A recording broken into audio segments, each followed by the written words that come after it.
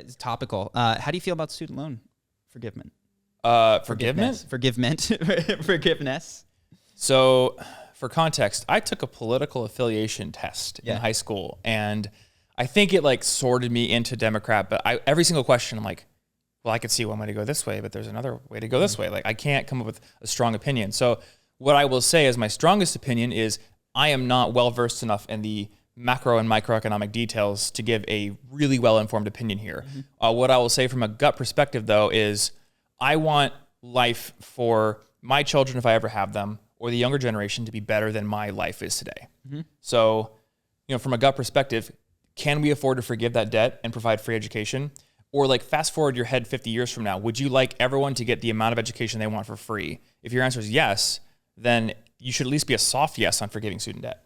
Well, they're actually not the same thing though, right? Yeah. Because my impression is that forgiving student debt doesn't stop new student debt from cropping up. Right. And it So also it's- doesn't help people who became carpenters to avoid student debt. Yeah, and it's like, so there's a lot of different angles to the question too. You have to ask the question like, okay, after we forgive this, do we continue to let predatory lending happen? Exactly. Do we continue to let these overpriced universities have these programs? Do we continue to say, hey, you're 18, make this gigantic business decision to put yourself 6 figures in debt to get an English degree? Yeah, my personal bias is that is a lazy way to redistribute wealth, and I think it's probably not the best way to help people, because you exclude anyone who opted out of college because they couldn't afford it, and you also exclude anyone who isn't a student yet because they're 16 but they're going to be. Yep. So I think there's probably a better rule that makes systemic change instead of just helping people who currently have student debt. Yeah. But so I'll say like my main answer on this is I don't know. yeah. Totally. The same thing is like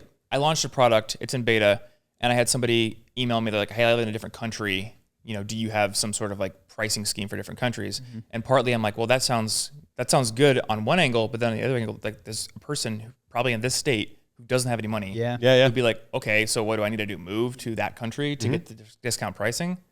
Yeah. So I don't know the way to solve these problems. Yeah. Only It's do tough. it in foreign languages, and then the option is learn the foreign language or There pay you go. full price. So if you want to get a VPN Yeah. and learn how to speak Mandarin, you get the Chinese prices.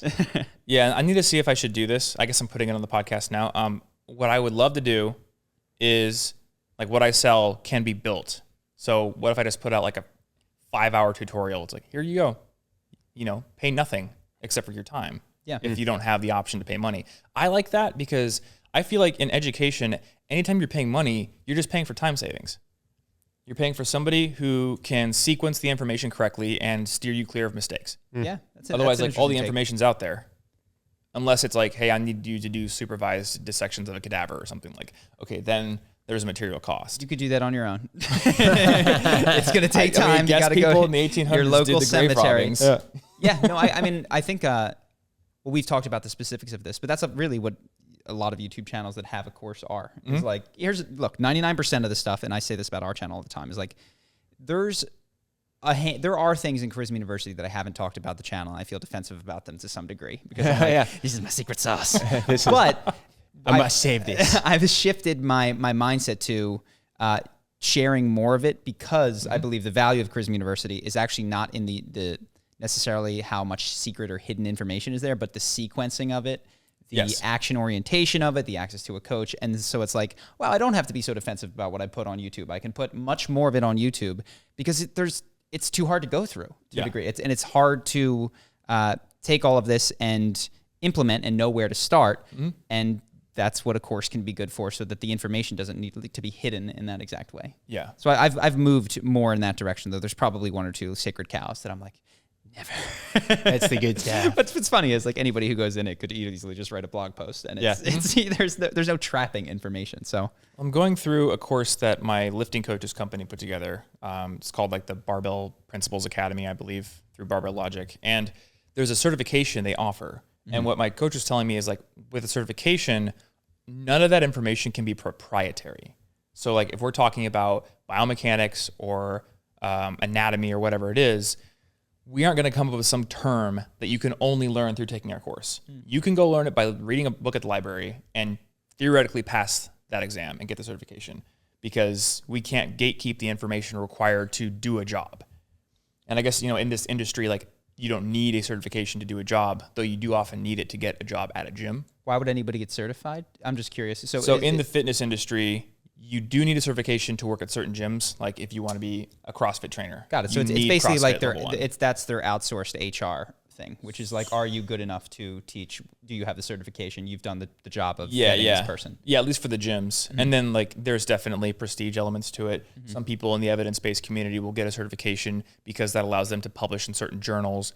Like there's all sorts of different reasons and incentives people have for it. But at the end of the day, it's signaling value. You know, it's basically just a badge that says, I know what I'm talking about. It's a college degree. It's the same thing as a college degree.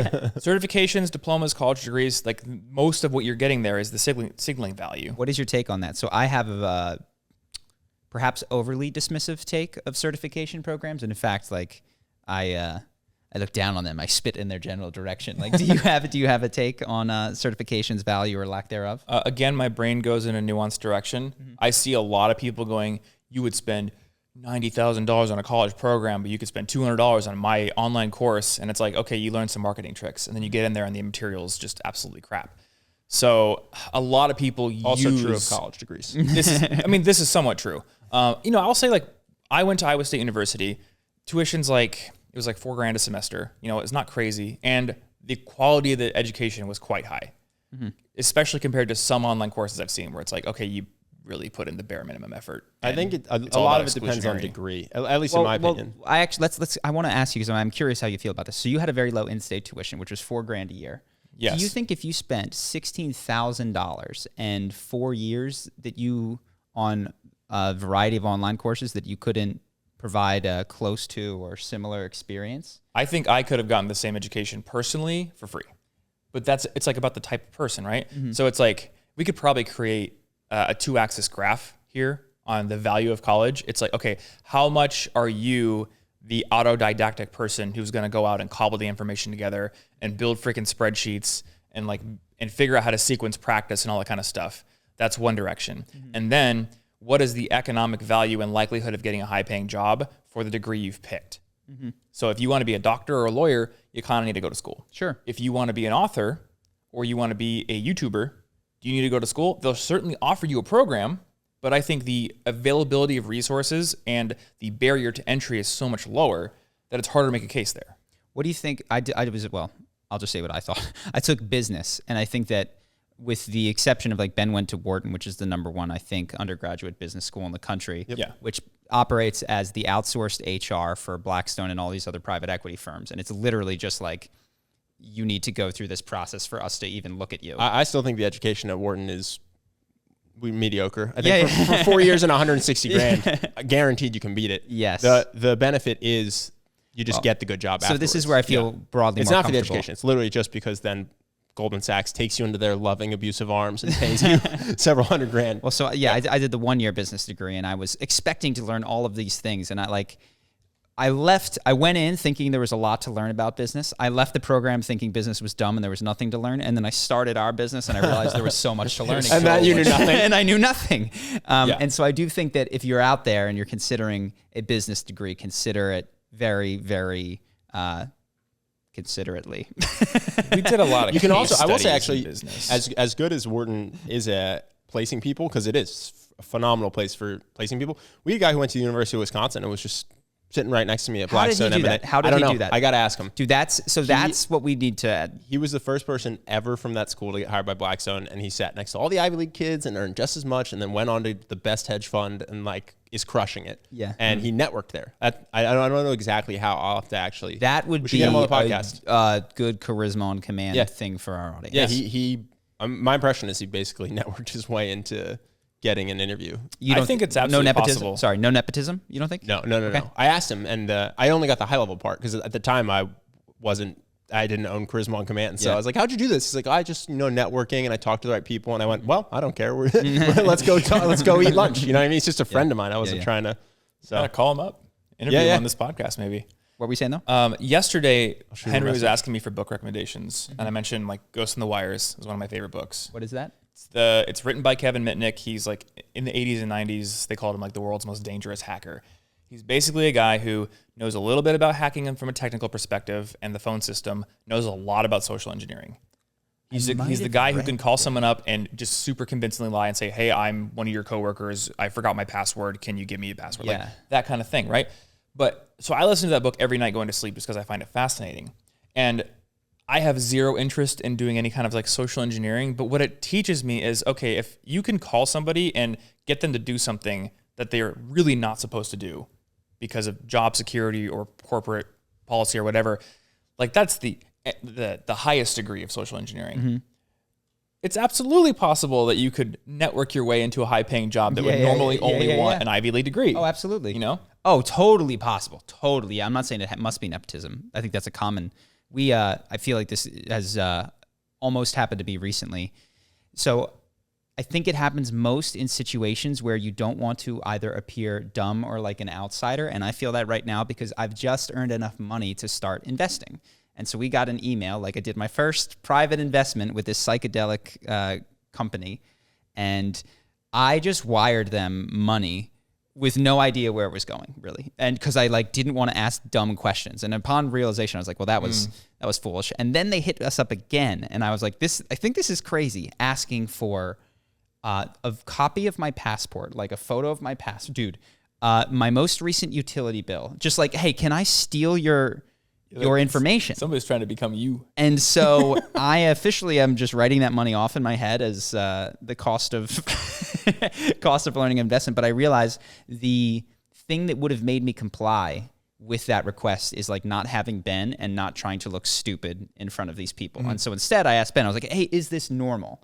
But were I trying to like, if they were on the phone and I didn't want to accuse them of being manipulators, I could see myself starting to acquiesce in that direction. Yeah. And luckily Ben was like, no, this is crazy. This isn't normal. I was like, good. That was my gut instinct. Why do you need my passport? Yeah, I've done private investments. No one's ever asked me for that stuff. So Yeah, that's ridiculous. I'm going to just not give them. them. I'm just going to say, hey, so, you guys want to just send the money back or are you cool without the passport photo? Because I'm good either way. Yeah. Yeah. That's like a powerful tactic, not wanting to look stupid or not wanting to shake up things. Yeah. So like in the book, he'll talk about how my favorite example is he wanted to prank his friend. So he called and said, hey, I'm from the IRS. We have a garnishment order for this guy. We need to garnish his wages. And they're like, well, we need proof. And he's like, we'll get you proof on Monday, but don't give him his pay till then. Otherwise, there's going to be problems. Hope that you guys enjoyed that clip. If you want to see more like this and have us do more podcasts, we are 100% funded by our generous patrons. And if you'd like to contribute, there's a link in the description, and we'll have one pop up on the screen right here so that we can do more podcasts where we have fun conversations and hopefully some deep ones like this. Either way, hope that you enjoyed the video, and I will see you in the next one.